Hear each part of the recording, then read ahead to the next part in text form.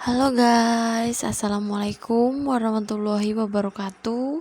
Balik lagi di channel aku, Silvilia. Oke guys, hari ini kita akan belajar lagi materi kebidanan, yaitu tentang postpartum atau nifas. Sebelum kita lanjut ke materi, jangan lupa di like, komen, subscribe, dan share ke seluruh sosial media kalian ya. Definisi: masa nifas dimulai setelah kelahiran plasenta dan berakhir ketika alat-alat kandungan kembali seperti keadaan sebelum hamil, yang berlangsung kira-kira 6 minggu. Ya, tujuan dari asuhan nifas adalah yang pertama, menjaga kesehatan ibu dan bayinya baik fisik maupun psikologis.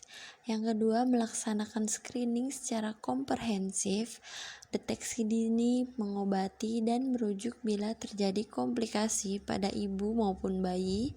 Yang ketiga, memberikan pendidikan kesehatan, memberikan pelayanan keluarga berencana, dan yang terakhir mendapatkan kesehatan emosi.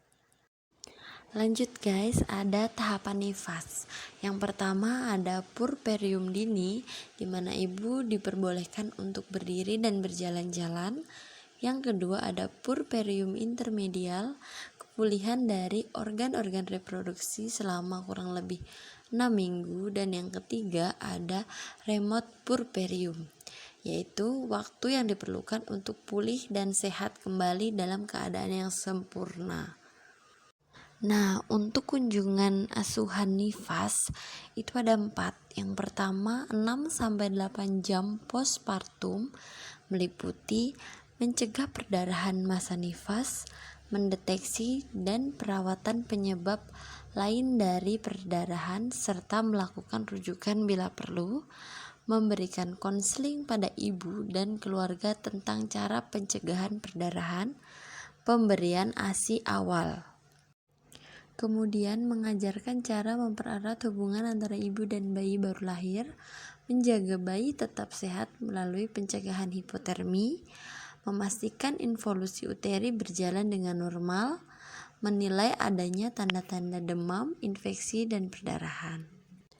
Asuhan kunjungan yang kedua ada 6 hari postpartum, meliputi memastikan ibu mendapatkan istirahat yang cukup, memastikan ibu mendapatkan makanan yang bergizi dan cukup cairan, memastikan ibu menyusui dengan baik dan benar, memberikan konseling tentang perawatan bayi baru lahir. Lanjut ya guys, yang ketiga 2 minggu postpartum, meliputi asuhan pada 2 minggu postpartum sama dengan asuhan yang diberikan pada kunjungan 6 hari postpartum. Dan yang keempat 6 minggu postpartum itu menanyakan penyulit-penyulit yang dialami ibu selama nifas dan memberikan konseling tentang KB secara dini. Nah, kita lanjut ya guys, proses adaptasi fisiologi nifas. Masa nifas akan terjadi proses perubahan pada tubuh ibu dari kondisi hamil ke kondisi sebelum hamil yang terjadi secara bertahap. Faktor yang dapat mempengaruhi proses ini misalnya tingkat energi, tingkat kenyamanan, kesehatan bayi baru lahir, tenaga kesehatan, asuhan yang diberikan maupun suami dan keluarga di sekitar ibu. Perubahan anatomi dan fisiologis yang terjadi pada masa ibu nifas antara lain sebagai berikut. Perubahan pada sistem reproduksi ibu nifas. Yang pertama ada perubahan pada vagina dan perineum. Tonus otot vagina akan kembali pada keadaan semula dengan tidak ada pembengkakan dan celah vagina tidak lebar pada minggu pertama sampai kedua hari postpartum. Nah, tonus otot perineum akan pulih pada hari kelima postpartum meskipun masih kendur dibandingkan keadaan sebelum hamil. Yang kedua ada perubahan pada serviks uteri. Perubahan yang terjadi pada serviks uteri setelah persalinan adalah menjadi sangat lunak, kendur, dan terbuka seperti corong. Ostium serviks berkontraksi perlahan dan beberapa hari setelah persalinan, ostium uteri hanya dapat dilalui oleh 2 jari. Pada akhir minggu pertama, ostium uteri telah menyempit, serviks menebal, dan kanalis cervicalis kembali terbentuk. Yang ketiga, perubahan pada uterus. Kembalinya uterus pada keadaan sebelum hamil, baik ukuran, tonus, dan posisinya. Uterus akan terus mengecil menjadi separuh dalam 1 minggu dan kembali ke ukuran normal pada minggu ke-8 postpartum dengan berat sekitar 30 gram. Nah guys, ini adalah gambar proses involusi uteri pasca salin dari hari pertama sampai hari ke-9 ya. Kita lanjut ke lokea. Lokea adalah cairan uterus yang berasal dari pelepasan desidua uterus. Lokea berisi serum dan darah serta lanugo. Vernix caseosa juga berbagi debris dari hasil produksi konsepsi. Lokea dibagi menjadi 4 klasifikasi. Yang pertama ada lokea rubra, itu darahnya berwarna merah, muncul dari hari pertama sampai hari ketiga atau keempat, mengandung cukup banyak darah. Lanjut ya guys, ada lokea sanguinolenta, darahnya berwarna merah kecoklatan, muncul hari keempat sampai ke-7 postpartum, biasanya kecoklatan dan berlendir. Yang ketiga, lokea serosa, hari ke-8 sampai ke-14, mengandung serum, leukosit, dan robekan atau laserasi pada plasenta, itu biasanya berwarna pink. Dan yang terakhir, yang keempat, ada lokea alba, itu berwarna putih, muncul hari ke-14 sampai minggu ke-6 atau 8 postpartum. Berwarna putih karena banyak mengandung sel darah putih. Kita lanjut perubahan fisiologis. Pada ibu nifas yang keempat ada perubahan pada endometrium. Pada hari kedua atau ketiga pasca persalinan, lapisan desidua berdiferensiasi menjadi 2 lapisan. Endometrium terbentuk dari proliferasi sisa-sisa kelenjar endometrium dan stroma jaringan ikat di antara kelenjar tersebut. Kemudian yang kelima ada perubahan sistem pencernaan. Proses menyusui serta pengaruh progesteron yang mengalami penurunan pada masa nifas juga dapat menyebabkan ibu konstipasi. Keinginan ini akan tertunda hingga 2-3 hari postpartum. Kondisi perineum yang mengalami jahitan juga kadang menyebabkan ibu takut untuk BAB. Oleh karena itu, bidan perlu memberikan edukasi agar keadaan ini tidak menyebabkan gangguan BAB. Memberikan ibu nifas anjuran untuk banyak minum. Kita lanjut materinya ya guys. Yang keenam ada perubahan sistem perkemihan. Terjadi diuresis setelah persalinan pada hari ke-2 sampai ke-3 postpartum. Setelah persalinan, kandung kemih akan mengalami overdistensi, pengosongan yang tidak sempurna, dan residu urin yang berlebihan akibat adanya pembengkakan, kongesti, dan hipotonik pada kandung kemih. Nah guys, efek ini akan hilang dalam 24 jam pertama postpartum nih.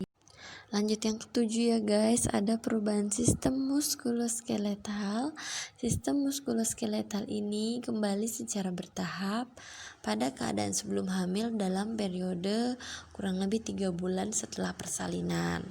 Kembalinya tonus otot dasar panggul dan abdomen pulih secara bersamaan. Yang ke-8 ada perubahan sistem endokrin. Hormon estrogen dan progesteron menurun secara drastis sehingga terjadi peningkatan kadar hormon prolaktin dan oksitosin. Lanjut ya guys, yang ke-9 adanya perubahan tanda-tanda vital. Bisa dilihat di slide, suhu normal 36 sampai 37 derajat Celcius. Nadi normalnya 65 sampai 80. Pernafasan 12 sampai 16 kali per menit dan tekanan darah kembali normal dalam 24 jam pertama postpartum. Nah, kita lanjut guys. Kemudian ada laktasi. Dengan lahirnya plasenta, kadar estrogen dan progesteron menurun sehingga menekan prolaktin meningkat dalam darah dan memegang peranan penting dalam pembentukan yang pertama refleks prolaktin dan yang kedua refleks letdown. yang berpengaruh pada pengeluaran ASI.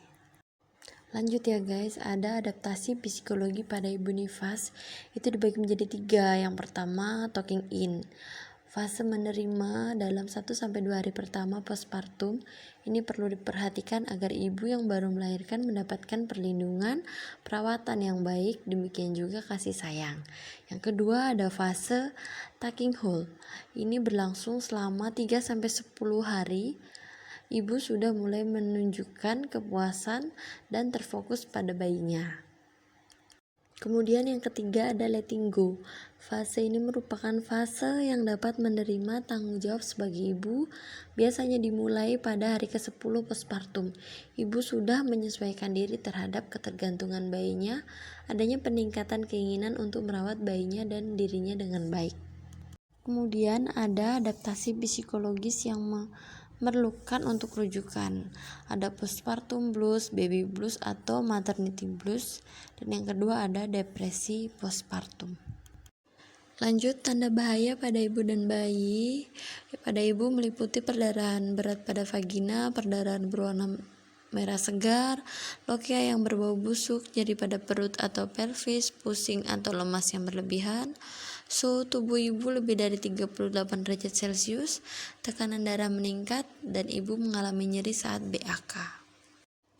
Kalau pada bayi, yang pertama, kegagalan menyusu yang terjadi secara berkala, tidak buang air kecil, bayi kuning, muntah dan diare, merah, bengkak atau keluar cairan dari tali pusat dan berbau. Yang keenam, demam lebih dari 37,5 derajat Celcius. Iya guys, akhirnya selesai juga pembahasan kita tentang postpartum atau nifas pada hari ini. Terima kasih sudah nonton video ini sampai habis. Dukung channel ini terus dengan like, comment, subscribe, dan share ke seluruh sosial media kalian ya. Wassalamualaikum warahmatullahi wabarakatuh. Bye bye.